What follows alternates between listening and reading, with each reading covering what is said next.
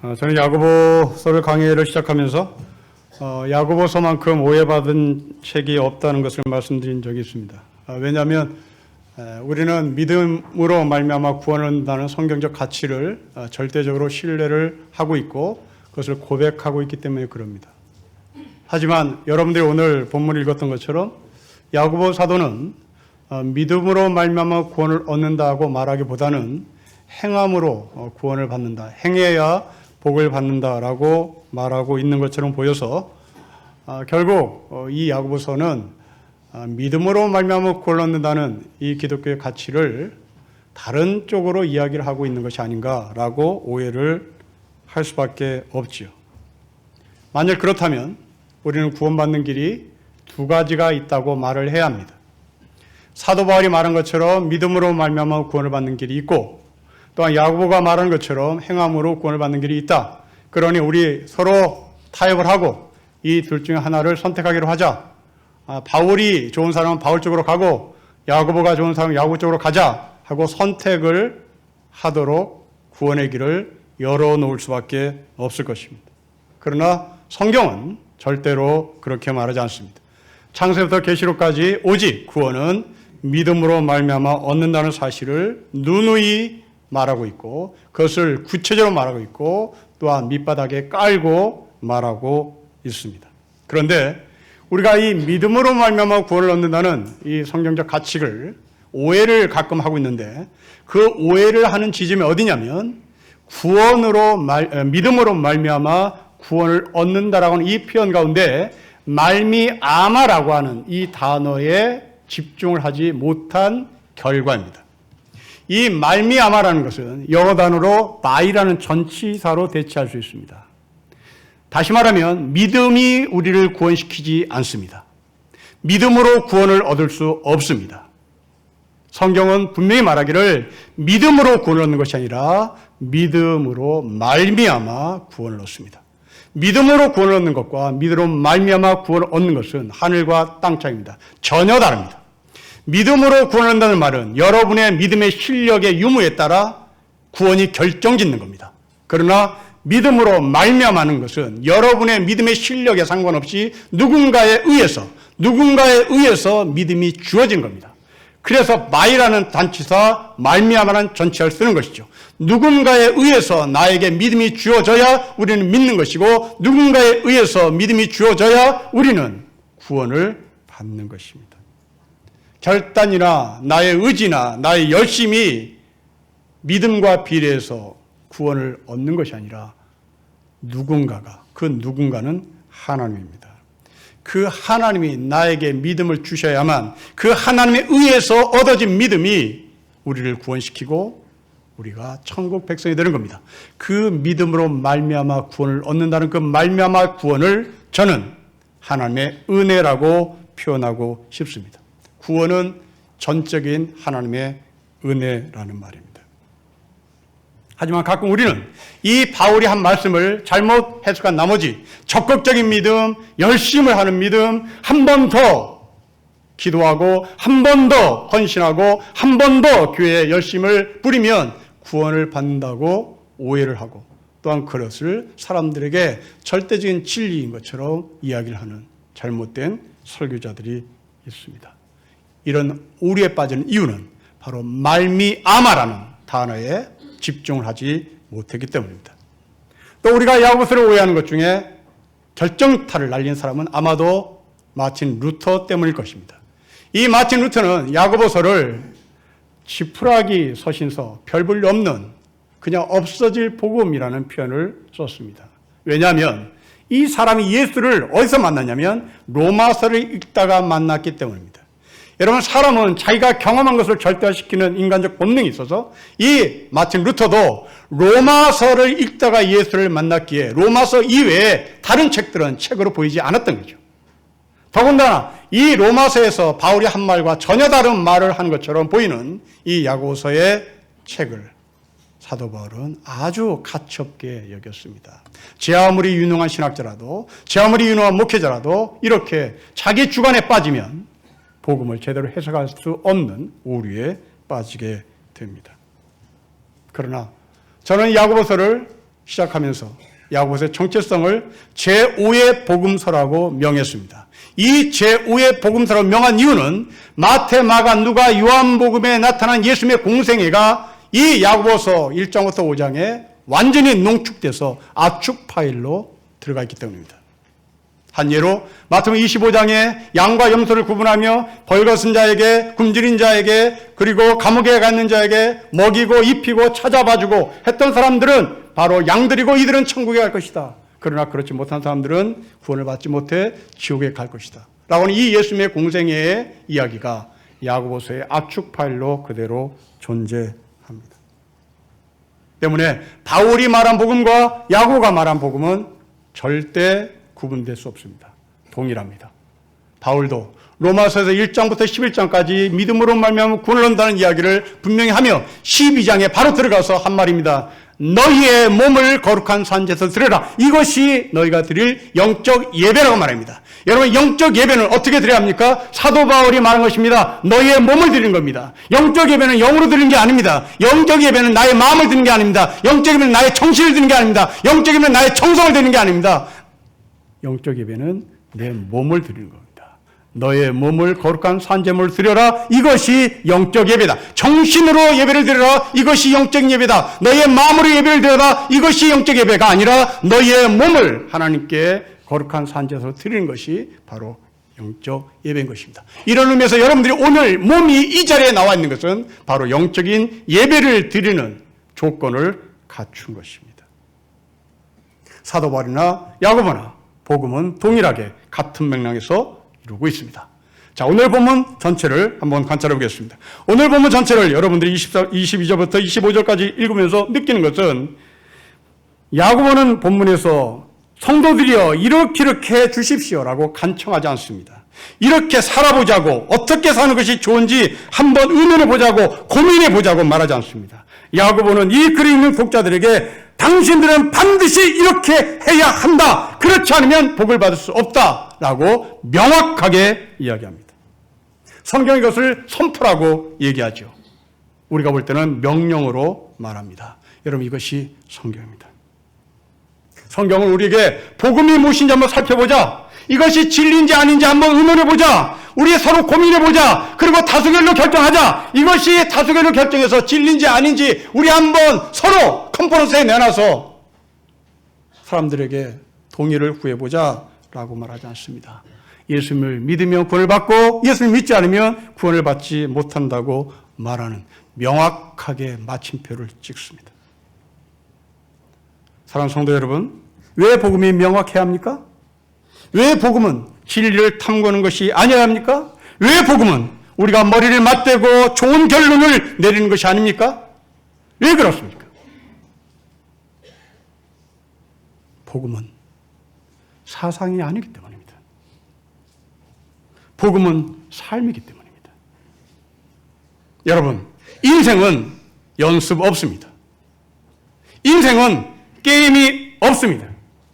인생은 틀리면 틀리고 맞으면 맞는 것이 인생입니다. 인생은 중간지대가 없습니다. 장례식에 참여한 여러분들, 그 죽은 망자를 향해서 이 사람 제대로 살았어. 이 사람 죽어도 산다. 지랄같이 살았어. 이 둘 중에 하나입니다. 이 사람은 적당히 살았어. 그럴만해. 그래, 괜찮아. 좀 나쁘지 않아. 이렇게 말하지 않습니다. 인생은 게임이 아니기 때문입니다. 인생은 연필로 썼다가 지우개를 지울 수가 없습니다. 인생은 한 번 살면 끝입니다. 되돌아설 수가 없습니다. 이미 복음이라는 것은 인간이 알고 있는 이 인생의 원리를 통하여 우리에게 가르쳐주고 있습니다. 복음은 회색지대가 없습니다. 복음은 중간이 없습니다. 복음은 양다리 걸치는 게 없습니다. 여러분, 장례식 때 조문은 여러분의 후배나 여러분의 친지나 여러분의 동기들이 여러분을 향하여 뭐라고 평가할 것 같습니까? 저 사람은 어느 정도 잘 살았어. 여기에 갖다 붙이면 잘 살았고 저기에 갖다 붙이면 지라같이 살았어. 이렇게 말하지 않습니다. 이 사람은 살 만큼 살았어. 그렇게 말하든지, 이 사람은 역사에 오점을 남긴 사람이야. 그 두 가지 본밖에 없습니다. 여러분, 이것이 복음입니다.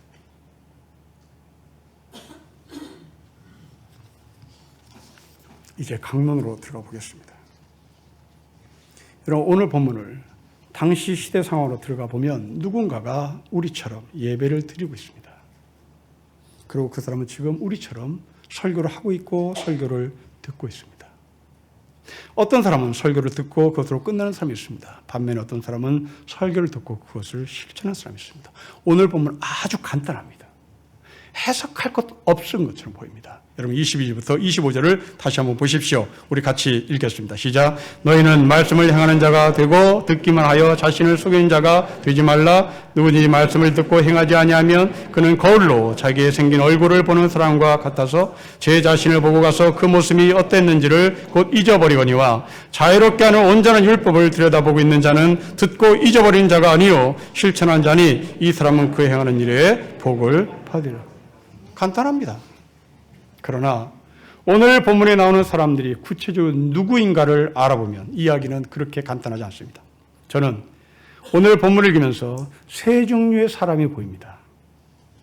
첫 번째 사람은 문자 그대로 설교를 듣고도 행하지 않는 설교를 배척하는 사람입니다. 내 생각과 일치하지 않아. 내 생각과 내 사상과 맞지 않아. 그래, 저 사람의 사상과 내 세상이 지금 맞춰보기를 원했는데 맞지 않아. 나는 그것을 걷어치워야 되겠다고 내던지는 사람이 있습니다. 두 번째 사람은 설교를 들으면서 맞아. 나 인정한다. 당연하다. 옳다. 하지만 이 사람은 그 설교를 듣고도 동의하지만 행하지 않는 사람이 있습니다. 그리고 마지막에 25절의 말씀처럼 듣고 행하는 사람이 있습니다. 자, 첫 번째 사람. 말씀을 듣고도 그 말씀을 거부하는 사람. 여러분, 이 사람은 누굴까? 성경에서 저는 찾았습니다. 바로 그 사람은 니고데모입니다. 요한복음에 나오는 니고데모에 대해서 요한은 이렇게 이 사람을 소개합니다. 유대인입니다. 바리새인입니다. 지도자입니다. 이스라엘의 선생입니다. 아주 유명한 사람입니다. 아주 유명했기에 이 사람은 밤에 예수를 찾아옵니다. 밤에 예수를 찾아온 이 유명한 사람은 이스라엘 백성들에게 하나님의 율법을 가리키는 사람이었단 말입니다. 이 사람이 예수님을 찾아와서 하신 말씀입니다. 랍비여, 우리가 당신이 하나님께로부터 오신 선생인 줄 내가 알고 있습니다. 하나님이 함께하지 아니하시면 당신이 행하시는 이 표적을 아무도 할 수 없는 줄을 나는 압니다. 자, 이 말은 지금 니고데모가 예수님에게 무슨 이야기를 하기 위하여 서론적인 이야기를 하는 겁니다. 이제 그 다음 이야기를 해야 되는 겁니다. 그런데 말이죠. 이렇게 가야 되는 겁니다. 근데 이 그런데 말이죠. 라고 말을 하기 직전에 예수님은 이 사람의 말을 카트시킵니다. 내가 당신에 대해서 아는데 당신은 우리나라의 선생인 줄 압니다. 하나님이 함께하지 않으면 당신이 이런 모든 일들은 할 수 없다는 걸 내가 압니다. 그런데 말이죠. 이렇게 가야 되는 이 순서상에 예수님께서 그런데 말이죠라는 이 니고데모의 말을 막더니 하시는 말씀입니다. 진실로 내가 이른다. 내가 너 솔직하게 말한다. 내가 까놓고 말한다. 너 거듭나지 못했다. 거듭나지 못하면 하나님 나라를 볼 수 없다라고 말합니다.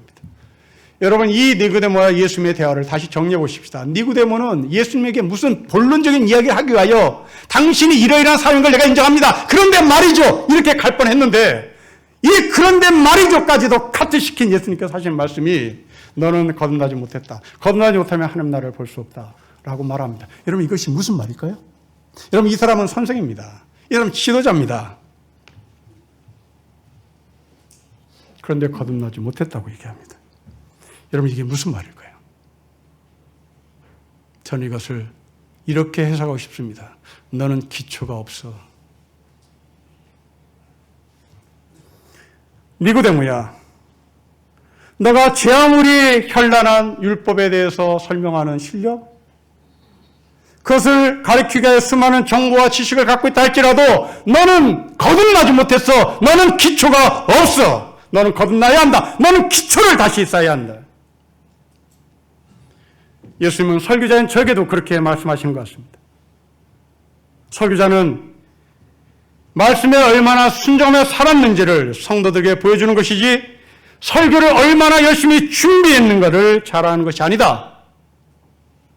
설교자는 설교를 얼마나 잘 하느냐가 아니라 설교자와 그 설교를 들은 성도들이 얼마나 설교대로 살았느냐로 평가되어야 한다.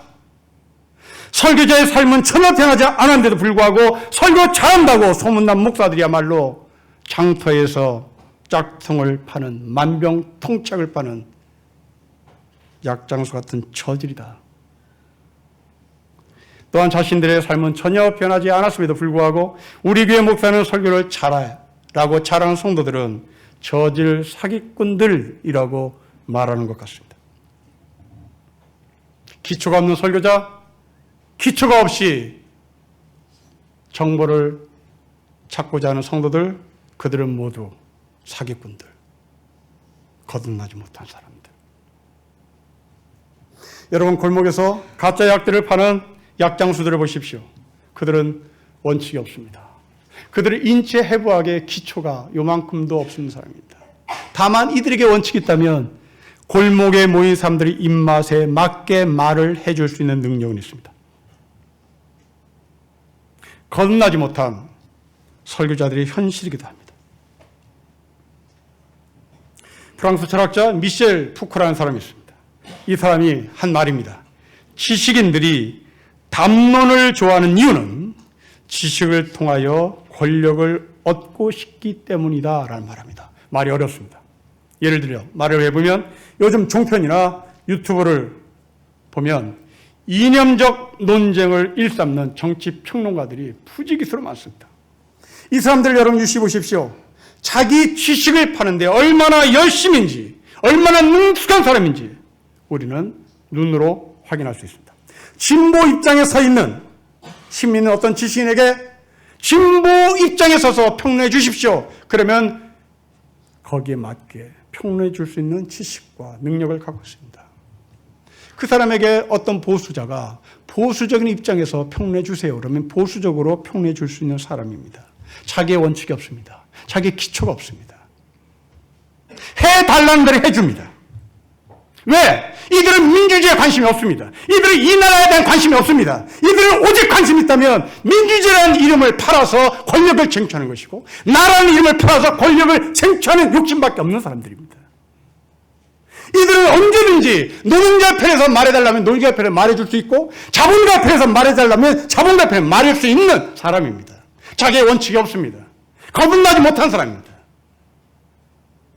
설교자에게도 있을 수 있습니다. 저희 교회 한 청년이 대기업에 들어갔습니다. 대기업에 들어가서 한 2, 3년 일을 하면서 인간에 대한 조직 행동에 대한 관심이 생겼습니다. 이 조직 행동, 인간에 대한 조직 행동을 공부하고 싶어서 그 대기업을 그만두고 MBA에 들어갔습니다. MBA는 조직 행동 이론을 가르치는 곳입니다. 그 학과목에 들어가서 공부를 하는데 이 형제가 실망을 했습니다. 가르치는 교수들이 오직 관심 있는 것은 어떻게 프로젝트를 진행해서 어떻게 연구비를 따내서 어떻게 자기의 배를 불릴 것인가만 관심이 있습니다. 조직 행동에 대한 공부를 직장에서 어떻게 펼쳐질 것인가에 대한 관심이 있는 것이 아니라 이들은 어떻게 정부의 아부를 떨어서 어떻게 프로젝트를 따내 많은 연구 자금을 따낼 것인가에 대한 관심밖에 없어 실망한 이 형제가 결국 학교를 그만두기로 결정을 했습니다. 성도들의 입맛에 맞게 설교할 준비를 갖춘 설교자,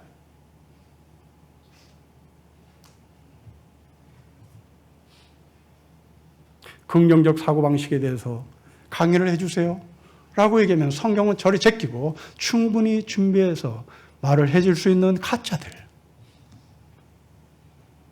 적극적 사고방식으로 인생을 이렇게 살아야 된다는 거 있고 살아야 된다고 말해줄 수 있는 거듭나지 못한 실력 없는 설교자, 이것은 학계나 교회나 있을 수 있습니다.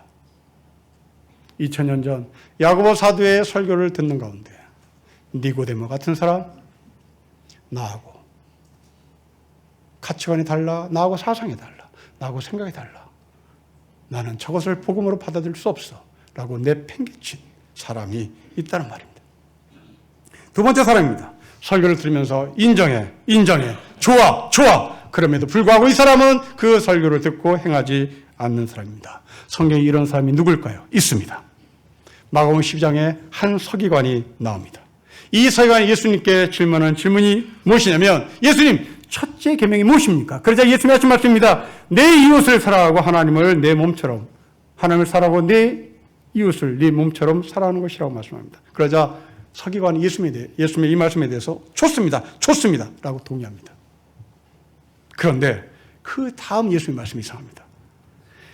이 서기관이 좋습니다라고 동의를 하자, 이 예수님이 하시는 말씀이, 그가 지혜 있게 대답함을 보시고 이르시되 너가 하나님의 나라에서 멀지 않도다라고 말합니다. 여러분, 이 말씀을 잘못 해석하면, 서기관아, 너 내 말에 동의하니? 그러면 한 번 더 땡겨라. 하나님을 사랑하고 네 이웃을 내 몸처럼 사랑하라는 그 말씀에 동의하지? 그러면 한 번 더 땡겨라. 땡기면 안으로 들어간다. 하나님 나라에 가까이 있으니 한 번 더 열심을 부려라. 한 번 더 도와줘라. 한 번 더 기도해라. 한 번 더 성경 읽어라. 그러면 땡긴다. 안으로 들어간다. 라고 말하는 것입니다. 그럼 그렇지 않습니다. 이 서기관은 하나님의 말씀을 들을 수 있는 귀도 갖고 있고 마음도 갖고 있고 그것을 행할 의지도 있습니다. 그런데 이 사람에게 예수님은 하나님 나라에 가까이 와 있다고 말을 합니다. 여러분, 믿음으로 말미암아 구원을 얻는다는 성경적 가치, 성경적 기본, 성경적 원리를 들고 예수님이 하신 이 말씀을 갖다 대면 논리가 맞지 않습니다. 한 번 더 땡겨. 한 번 더 예수님을 부르라고. 한 번 더 새벽기도 나와. 그러면 들어간다고. 그렇다면 믿음으로 말미암아 구원을 얻는다는 것은 어디로 간단 말입니까? 이건 틀린 해석이죠. 그러면 하나님 나라에 가까이 와 있다라는 말은 무슨 말일까요? 구원을 받지 못했단 말입니다. 예를 들어보겠습니다.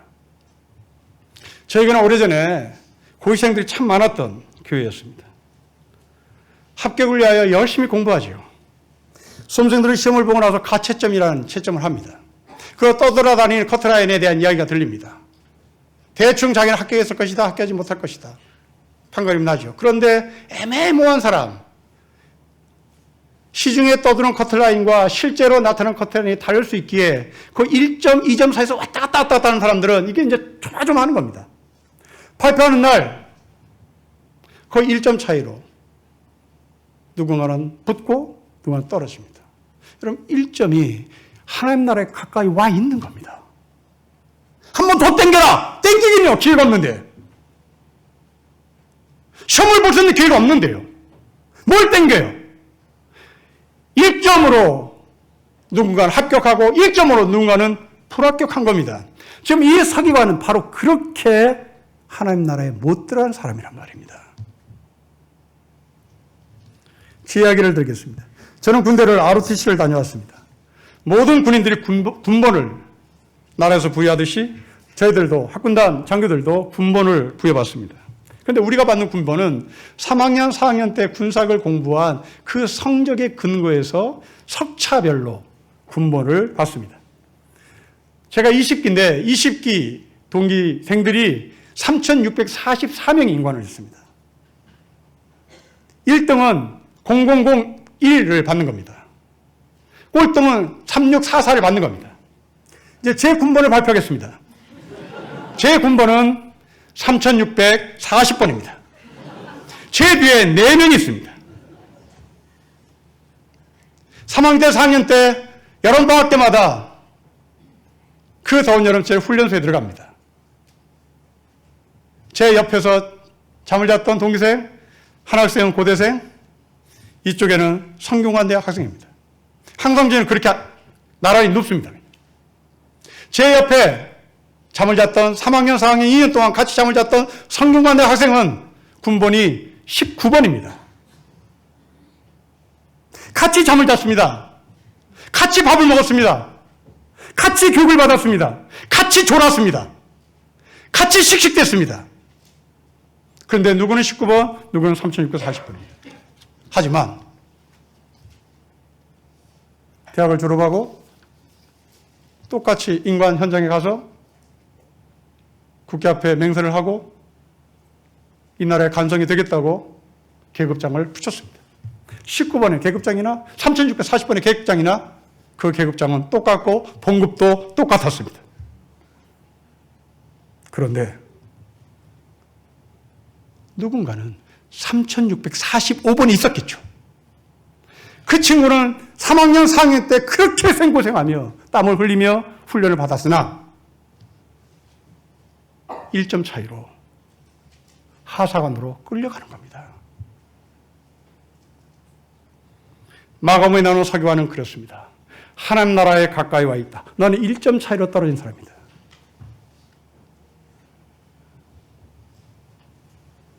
제가 왜 이렇게 이 서기관을 해석하느냐면 그 다음 12장 34절에 예수님이 하신 말씀 때문입니다. 예수님이 이런 말씀을 합니다. 이 사람이 지혜롭게 답을 하신 것을 보시고 라는 말입니다. 이 지혜롭게라는 말은 지식적으로 라는 말로 번역을 할 수 있습니다. 이 사람은 하나님 나라에 관심이 있습니다. 그래서 연구도 합니다. 하나님 나라를 들여다보기도 합니다. 그런데 여전히 이 사람은 하나님 나라 밖에 있습니다. 바울은 이런 사람 향해서 말합니다. 하나님 앞에서는 율법을 듣는 자가 의인이 아니요 오직 율법을 행하는 자라야 의롭다 하심을 얻는다고 말합니다. 성도 여러분, 여러분들은 1점 차이로 떨어지는 하나님 나라에 가까이 와 있는 사람입니까? 아니면 믿음으로 말미암아 구원을 얻은 하나님 나라 안에 와 있는 사람입니까? 한 번 더 땡기면 될 것 같습니까? 없습니다. 거듭 말씀드립니다. 인생은 게임 아닙니다. 인생은 연습 없습니다. 한 번 더 땡기는 기회 우리에게 주어지지 않습니다. 안에 있든지 밖에 있든지 둘 중에 하나입니다. 그럼 우리는 어떻게 살아야 합니까? 여러분 23절부터 25절을 다시 한번 읽겠습니다. 23절부터 25절입니다. 읽습니다. 시작. 누구든지 말씀을 듣고 행하지 아니하면 그는 거울로 자기의 생긴 얼굴을 보는 사람과 같아서 제 자신을 보고 가서 그 모습이 어땠는지를 곧 잊어버리거니와 자유롭게 하는 온전한 율법을 들여다보고 있는 자는 듣고 잊어버리는 자가 아니요 실천한 자니 이 사람은 그의 행한 일에 복을 받으리라. 거울 속에 보이는 나만 보고 뒤로 돌아서는 것이 아니라 그 거울을 보고 온 매무새를 가다듬어야 되는 겁니다. 바울은 이 모습을 가리켜 날마다 자신을 쳐서 복종하는 것으로 표현합니다. 내가 날마다 죽는 것이라고 말합니다. 내가 얻는 지식도 이 구원의 복음 앞에서는 배설물이라고 말합니다. 오직 우리가 복을 받을 수 있는 유일한 길은 25절처럼 율법을 끊임없이 살피는 겁니다. 어떤 지진처럼 진보의 입맛에 맞게 보수의 입맛에 맞게 말해주는 권력 지향적인 기초가 없는 원칙이 없는 그런 사람이 아니라 말씀대로 기초에 근거해서 원리에 근거해서 사는 사람을 말합니다. 책을 읽다가 흥미로운 글을 읽었습니다. 영국 케임브리지 대학에서 경제학을 가르치는 강의하는 장하준이라는 교수가 있습니다. 이 사람이 영어를 아주 잘하는 것으로 유명합니다. 이 사람이 영어를 잘하게 된 이유는 중학교 2학년 때 코스모스라고 하는 과학책 영어 원서를 읽다 보니 영어에 취미가 생겨서 영어를 잘하게 됐다는 말을 한 적이 있습니다. 아주 실력 있는 경제학자입니다. 그런데 이 사람이 서울대학교에 3번 교수 어플라이를 했습니다. 3번씩이나 지원했음에도 불구하고 서울대 경제학과 교수팀은 이 사람을 교수로 받아들이지 않았습니다. 그 이유는 뭔지 모르겠습니다. 제 해석입니다. 아마도 타협하지 않고 한결같은 주장을 할 것 같아서 서울대 경제학과 교수들의 카르텔은 이 사람을 받아들이지 못한 것 같습니다. 우리가 알다시피 이 나라의 지식인들은 수주를 받으면 수주를 받는 대로 입맛에 맞게 논문을 쓸 준비가 다 되어 있는 가짜들이 많이 있기 때문에 그렇습니다. 4대강의 지식인들을 보십시오. 그들은 입맛에 맞게 논문을 써줬습니다.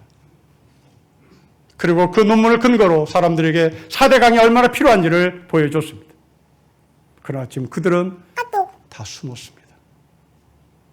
또 그런 교회 가면 거기에 입맛에 맞게 또 논문을 쓸 준비를 하고 있겠죠. 아니, 그 중에 누군가는 4대강을 철폐해야 된다는 주장 좀 논문으로 써주세요 하면 쓸 준비가 되어 있는 사람일지도 모릅니다.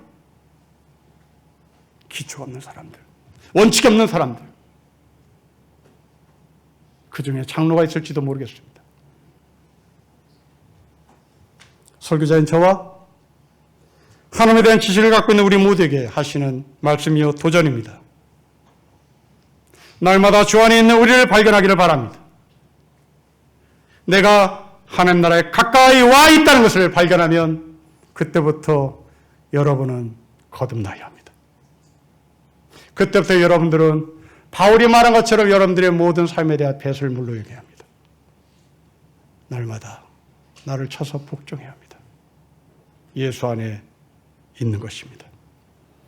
날마다 주 안에 있는 나를 발견하기를 원하고 우리가 율법을 내 의지와 내 힘으로 완성시키는 것이 아니라 그리스도이신 예수 그리스도가 율법을 완성시키며 우리는 그 안에서 율법을 실천하라고 요구를 받습니다.